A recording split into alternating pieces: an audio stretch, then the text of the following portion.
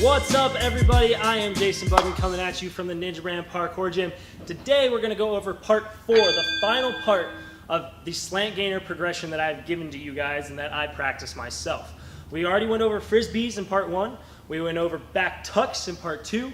In part 3, the last one that we just did was a J-step frisbee. And here we're going to do a Slant Gainer with that J-step setup.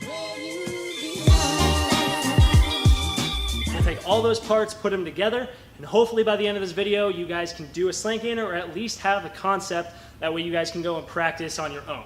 So when we're over here, we're just going to review things really quick. We went over the frisbee. The reason that frisbee was good was to work on that knee drive up to the opposite shoulder, getting that nice J step, the step that will give you that momentum into that slant, and the shoulders up. Okay, so now we're going to start combining all of them. Step 1 is that J step once again. I'm going to take that nice big step in the direction that my chest is already facing, swing that leg around, and point the other direction to stop my forward momentum.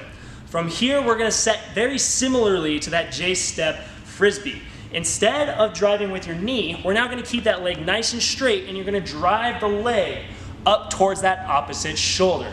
Now remember, I do everything on my left side, so if you're a right side flipper and twister, you're going to reverse all of this. Okay? So as I come through, I'm going to take that big step, J, step around to stop that forward momentum, driving that left leg back. Now, this is where the back tuck comes in handy.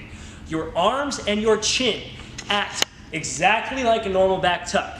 What gives you that slant capability, that Z-axis flip, is your foot driving to your left side or your right side instead of straight back. Okay? Just like a backflip, you will be able to spot the ground 90-ish% of the time, so finding the ground for your foot should be easier. Now, keep in mind, it's going to take some practice to get the power behind this. If you have the ability to try this on a trampoline, an air trick, a spring floor, I would highly recommend it. That way you have a little bit more give when it comes to that trick.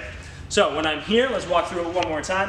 One big step forward, swing that leg around for the J step, swing this leg back, set shoulders and chin back, and drive this toe as hard as I can to my opposite shoulder. Now, don't be afraid. You're going to get that vertigo feeling the first couple times because you're not flipping on an X or a Y axis. So be careful and just be aware that it might feel kind of weird the first time you do this. Okay? So let's go ahead and show you guys a couple of these so you know what they look like. Okay, right there, that foot kick out is a variation of a Slant Gainer called Kick the Moon. That's my favorite variation. It's where you would add a hook kick at the end.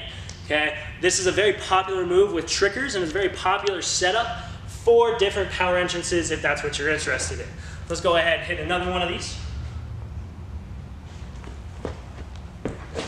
It's important, just like every other one, to keep that chest back. So the bigger you can get your shoulders up, just like that back tuck, the better off you're going to be. Don't be afraid to over-exaggerate those shoulders. Gives you a little bit more height and a little bit more stability when you're in the air. Otherwise, you're going to end up kind of crunched. And then it's going to be a little bit harder to get over yourself. And this is where that frisbee might interfere a little bit, but that is okay. Don't be afraid to just practice, play with these. So that right there are the 4 main parts of a Slant Gainer.